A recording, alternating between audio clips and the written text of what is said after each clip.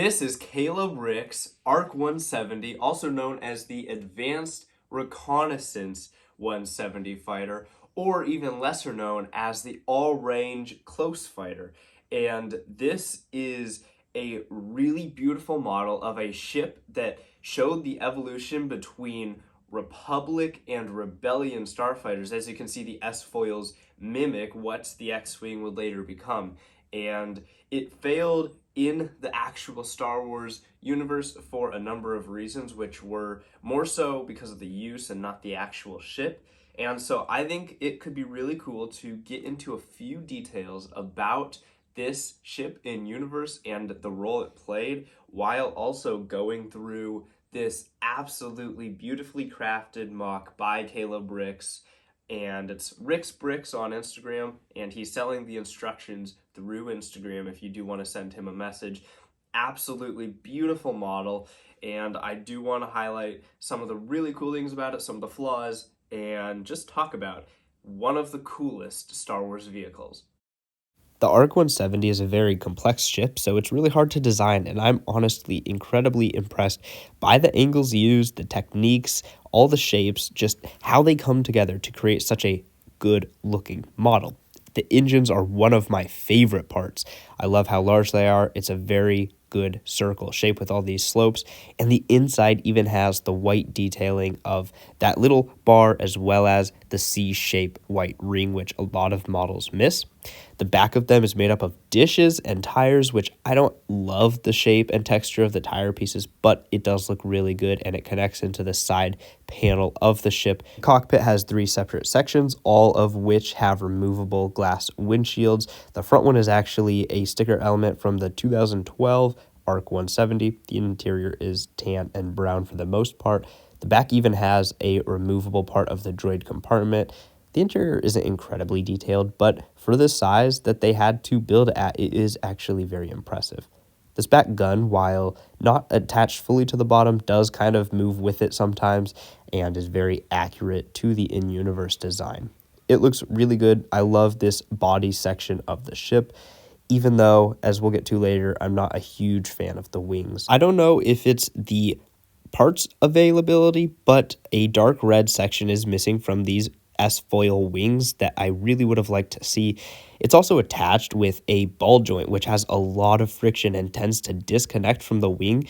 The front is a clip, the back is a ball joint, so you're losing a lot of stability with that. It's just unfortunate to have that compound with the lack of red on the wings. But these actual wings themselves look really good, but the problem is, as you can see, it is extremely fragile. It's only held on by 3 studs, which is not enough, and then the front section is built with plates and tiles, and these panels go over it so that they could build a slight angle. As you can see, it's just kind of barely held on there. It sags over time. It sags forward too, so the wing is sagging down and forward. The connections just aren't way too secure. And as you can see, this light gray area is supposed to mimic the exact shape of this S-foil when it's opened up, and is kind of staggered, and you don't really get a lot of the color you want to see under there. It's not the right shape, which is unfortunate. As I was saying, this ball joint, you got to get your fingernail under and lift from the ball joint, and it just has so much friction that if you open the wings, they will disconnect most of the time. It's kind of annoying, but I do understand the limitations of building a MOC with what parts are available. It's very difficult, so I'm not going to knock it too much for that. It's just unfortunate. As you can see, I'm now handling the body of this. The back is pretty good. It is a little fragile. There's a lot of 1 stud or 2 stud connection points, and unfortunately, it's not the most secure thing, especially when you come near the nose of it. As you can see, it's all right, but once you really get to the front of this and start wiggling it, it bends the pieces all the way halfway back to the body, and it isn't very secure. I've bumped into it a few times, and the front does tend to fall off a little bit, but it's actually really easy to replace. The model looks great, and that's the side effect of having a good-looking model, is there are some connections that just aren't as stable as you'd get in an official set or even some other MOCs.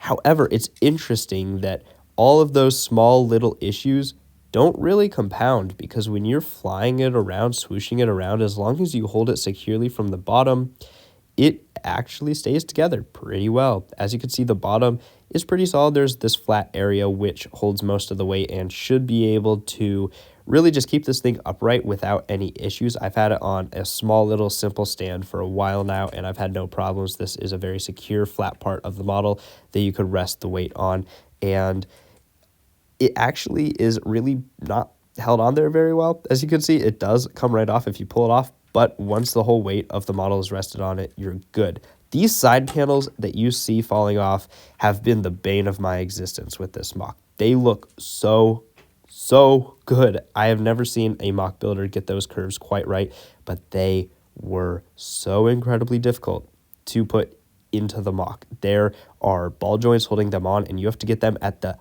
perfect angle or they do not go in. And yeah, that was a big frustration with this. I think the biggest. But once you get them in, they look so good. As you can see, here's a top view of the MOC. I mean, as much as I've been ragging on the stability of it, it's a beautiful model. It looks really good. In universe, this ship was designed by Incom and Sublight corporations, and they built one of the most intricate and well-designed starfighters of the era. This ship had life support and a hyperdrive, so it was able to go on those reconnaissance missions all by itself. It did not need a mothership like the Venator to take it into enemy territory to do its reconnaissance work, and so it really was a marvel of engineering. It had a droid who could perform repairs and help with navigation, and it had 3 pilots, 1 to be the gunner of these back guns, and 2 who could pilot the actual ship or perform these forward cannon duties. And because of that, they were able to go longer distances because they could take turns piloting the ship. There was a bay down inside of it where they could sleep, where they could eat. They were able to perform for longer periods of time since they had that life support. And because of that, this ship was incredible for reconnaissance because it could be gone for weeks at a time and was self-sufficient. The problem with it was used often in a dog fighting scenario like we see in the beginning of episode 3, and so because of that it suffered many casualties. It is a little bit slower than maybe the V-Wing or the V-19 Torrent or even the Headhunter Z-95 Headhunter, so because of that it was often preferred to have a faster, sleeker ship in combat, and this cost a lot to make for the Republic. So when it was transitioning to the Galactic Empire, they were trying to save on costs, and so they transitioned it out for the V-Wing and then the TIE Fighter because they cost a lot less, were assembly line designs, and if it was blown up, instead of losing all 3 pilots, you would lose 1 person. So because of all those things, it was just a better asset for the Imperials to have versus what the Republic was using this for.